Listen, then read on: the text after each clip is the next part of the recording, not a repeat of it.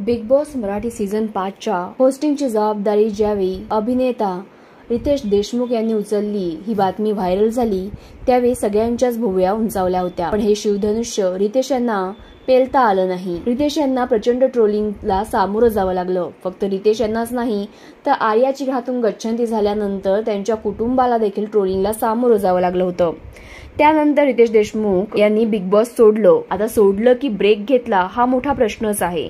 पण ते 2 आठवडे कुठे होते असा प्रश्न त्यांच्या चाहत्यांना पडला होता। याचं उत्तर रितेश यांनी स्वतः दिलं आहे। रितेश हे परदेशात हिंदी सिनेमाचं शूटिंग करत होते असं कलर्सच्या टीमकडून सांगण्यात आलं आणि त्यांची ही कमिटमेंट खूप आधीच झालेली होती असंही सांगितलं गेलं होतं।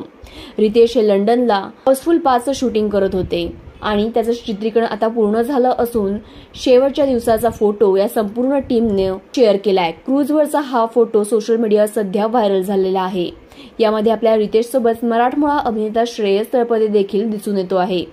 यानंतर रितेश यांनी आपल्या कुटुंबासोबत म्हणजेच आपल्या मुलांसोबत आणि जेनेलिया सोबत चॅम्पियन लीग पाहण्याचा आनंद देखील घेतला। त्यांनी स्टेडियमवरचे फोटो शेअर केले होते। त्यानंतर चाहत्यांनी त्यांना पुन्हा एकदा ट्रोल केला आहे।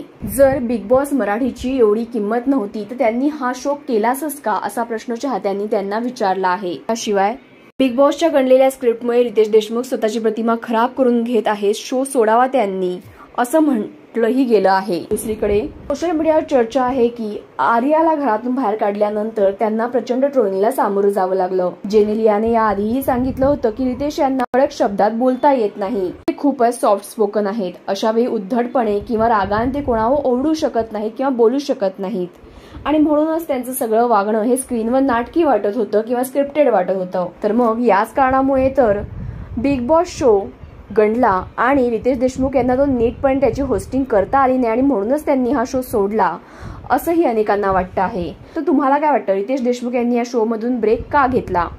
कारण नंबर 1, आर्या घराबाहेर गेल्यानंतर झालेल्या ट्रोलिंगमुळे त्यांनी ब्रेक घेतला।